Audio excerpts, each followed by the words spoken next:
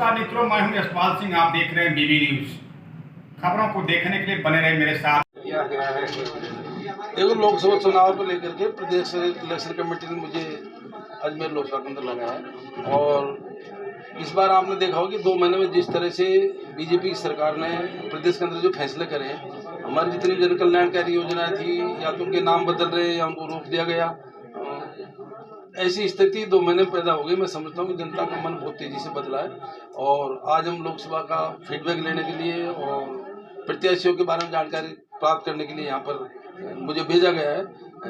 मैं समझता हूँ कि हम सबकी सलाह से और कांग्रेस बहुत मजबूती के साथ चुनाव लड़ेगी, अच्छे प्रत्याशी मैदान में उतारेगी। निश्चित ही आने वाले टाइम में लोकसभा में कांग्रेस के प्रत्याशी जीतेंगे। कार्यकर्ताओं की भावना भी सामने आई है, खासकर भारी उम्मीदवार को लेकर। ऐसा कांग्रेस की जो मैं भी सुन रहा था उस बात को, लोग ये कह रहे थे कि भाई भारी उम्मीदवार नहीं होना चाहिए, लेकिन ये भी साथ साथ में बोला था, आपने सुना हो तो, सचिन पायलट जैसे कोई नेता आता तो कोई दिक्कत नहीं है, बड़े नेता नहीं तो ज्यादातर महत्व दिया जाता तो फिर लोगों को दिया जाए। ये कहा आपने बाहर संबोधन में कहा कि कांग्रेस अब पहले जैसे नहीं है, जब टिकट लिया और जीत जाए, अब आपको मेहनत करनी। हाँ बिल्कुल, देखो बिना मेहनत कोई सफलता नहीं मिलती है।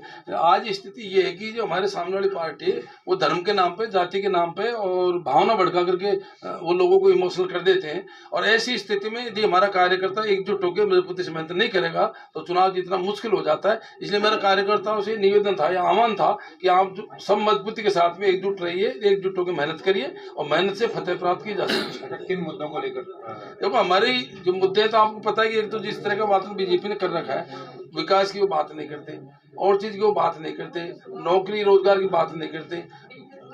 जो हमारे मुद्दे होंगे विकास के मुद्दे, जो हमारी सरकार की जो पिछली योजनाएं थी उनको उन्होंने इलेक्शन में एक तरह से ओवरलैप कर दिया था और इमोशनल चुनाव उन्होंने लड़ा और जनता को भ्रमित कर दिया था। लेकिन जनता को वापस वास्तविकता का पता लग गया और आज जनता 2 महीने में पिसता रही है। आपको पता है कि एक बाई इलेक्शन हुआ था और एक बाई इलेक्शन में मंत्री भी बना दिए गए थे प्रत्याशी और उनको हार का सामना करना पड़ा।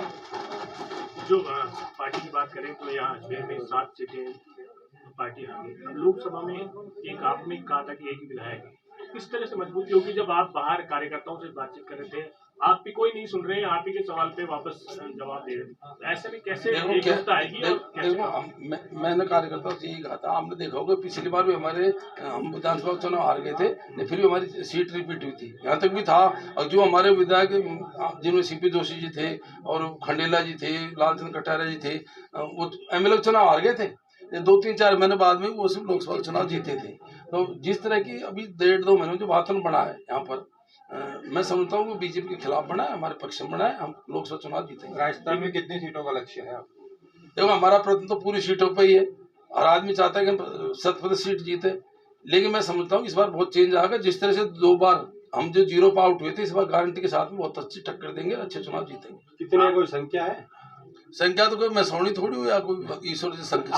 हम अच्छी स्थिति में बीजेपी कह रही है 400 के पार जाएंगे देश में। बीजेपी देखो, बीजेपी तो झूठ का एक पुलंदा है और आप भी जानते हो, अपने सब जानते हैं, झूठ का आधार भी राजनीति चलती है। अब उनका झूठ का आधार चल भी रहा है, उनका ठप्पा चल रहा है झूठ का आधार। आपने कहा कि यहाँ की स्थिति में जानता हूँ, पहले भी मैंने चुनाव में काम किया, क्या स्थिति है? स्थिति है कि ये है, क्योंकि मैं सचिन पायलट जी के चुनाव में आया था, सारे कार्यकर्ता एकजुट रहे, सबने मेहनत करी, पायलट साहब चुनाव जीते थे।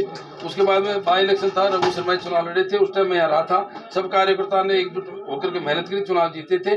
मैंने यही कहा था कि भाई यहाँ के बारे में मेरे को पता है कि आप सब एकजुट होकर चुनाव लड़िए, एकजुट होकर चुनाव लड़ोगे तो निश्चित आप चुनाव जीतोगे। एकजुट नहीं है, जो भी तो कमियां हैं तो है, इसमें क्या दिक्कत है? एकजुट होना चाहिए, आदमी जोश होना चाहिए। न्यूट्रल होना भी तो एकजुट नहीं होता है ना। कई आदमी एक तो जोश से चुनाव लड़ा जाए।